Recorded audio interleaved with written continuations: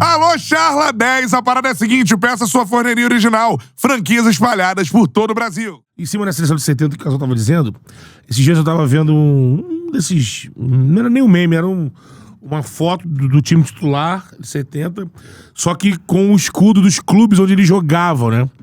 Todos titulares jogavam no Brasil. Eu até publiquei dizendo assim, pô, meu sonho era isso voltar a acontecer, né? Você que é um amante da Copa de 70, uma das coisas que a gente perdeu, que a gente tem essa falta de... Hoje a gente olha pra seleção, é uma seleção que não tá no gosto do povo. Assim, não mexe emocionalmente. O povo não se envolve. Muito tem parte disso, dos jogadores não representarem os clubes. A gente sabe, tirando a realidade de hoje, que é difícil e tudo mais. Mas aquela situação que era normal... ajudava essa relação. Você mesmo falou, tinha ali o Rivelino, ele é da seleção, ele é do meu clube, o Rubro Negro olhava ali, tinha um cara do Flamengo, o cara do Vasco. Essa coisa que o Brasil perdeu, isso implica no momento que a gente vive hoje com a seleção brasileira? Na falta de identificação do povo com a seleção. Claro, mas não é só isso. Mas isso esse foi o início da falta de identificação. Mas o comportamento dos jogadores influencia, afasta ou aproxima. Sim. Então, por exemplo, a Copa de 2002, o Ronaldo jogava fora, Ronaldinho jogava fora, Rivaldo jogava fora, Cafu e Roberto Carlos jogavam fora. Roque Júnior, Edmilson. Só Marcão, né? Lúcio. Todo mundo jogava fora.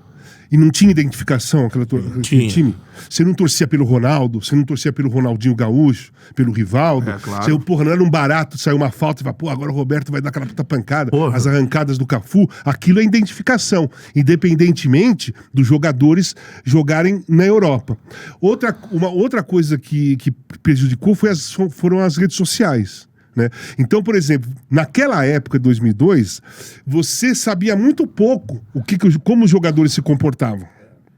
Hoje você vê todos os dias que eles mostram todos os dias. E isso foi distanciando, cara. Foi distanciando. Que os jogadores de hoje... já tô falando de hoje assim, já faz um tempo. Faz um tempo. Eles não se aproximam do povo brasileiro mesmo, eles não se aproximam da realidade, não é nem do povo, não se aproximam da realidade do Brasil. Eles se aproximam da realidade da elite do Brasil. Né? Sim. Certo? Que pode comungar a vida deles ali, né? Nos lugares. Exato, chiques, tipo, o que eles mostram, o que eles falam, as coisas que eles fazem, o que eles compram. Cara, eles fazem o que eles quiserem da vida deles. Eles compram o que eles quiserem com o dinheiro deles. Isso não é problema meu, né? Não é problema de ninguém. Mas não dá para você ignorar que esse tipo de comportamento afasta o torcedor. O torcedor não se sente representado. O torcedor brasileiro não se sente representado. Você enxerga Quer ali. ver uma mudança que teve no Rio, né? Que a gente é do Rio. Você morou lá também. Então, assim, a Zona Sul é a área nobre do Rio. Né? Só que é uma área nobre, porque o Rio é muito, né, misturado, diferentemente de São Paulo. Assim. É a área nobre onde praia une todo mundo, né? Então a galera vai na praia em Copacabana, Ipanema, Leblon. Você cruza todo mundo. A Zona Sul tem comunidade... né? Comunidade, Rocinha em São Conrado, e por aí vai. Tem esquina. E aí, os jogadores moravam na Zona Sul. Por exemplo, você vê o Renato hoje, Porta-Lupe, ele vai ao bar na Zona Sul, fica lá em Ipanema. Vai em Ipanema. Os jogadores de hoje, nenhum mora na Zona Sul mais. Já moram na Barra. Só o Fred foi o único, assim. Que ficou... Mora em Ipanema. Eles moram na Barra em condomínios fechados de casas, mansões espetaculares. Carros blindados com vidro escuro, isso. Ninguém vê, você não vê. Como que você pode se aproximar de alguém que você não vê? Ou quando você vê, não é próximo de você? Né? Por exemplo, eu joguei no Rio de Janeiro, joguei no Flamengo, eu morei em São Conrado, eu morei lá no Village. Sim. Né? De frente com a Rocinha ali. Eu, de folga, eu pegava minha bicicleta. Você sabe que ficava dividido. Fica dividido, né? Aqui, o começo da praia de São Conrado, fica o pessoal da Rocinha. Pipino, aí você vai indo, vai pipino, começa a ter surfista pra lá. Eu pegava a minha bicicleta, eu ia de bicicleta até a ponta lá, começava a andar, cruzava os caras, e aí, Casão, aí o Flamengo e tal, parava, batia papo, ia indo até até onde eu queria ir, depois voltava. Então a minha relação e a relação dos jogadores daquela época... Era assim. Era assim, você falava com todo mundo. Você estava nos lugares. Você estava com todo mundo, em todos os lugares. Você, apesar do jogador de futebol ganhar bem naquela época, nos anos 90 eu tô falando, vai... quando eu tava no Flamengo, ganhava mais do que um trabalhador brasileiro, muito mais. Você tinha um carro melhor que o cidadão brasileiro tinha. Você morava numa casa, num condomínio melhor do que o cidadão. Mas não era tão distante assim.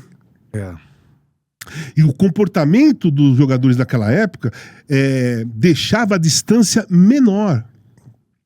Porque os caras, a gente, daquela época, você ia pra praia, convivia com todo mundo. Então você se aproximava através do comportamento. O torcedor te encontrava na rua e sentia que já te conhecia.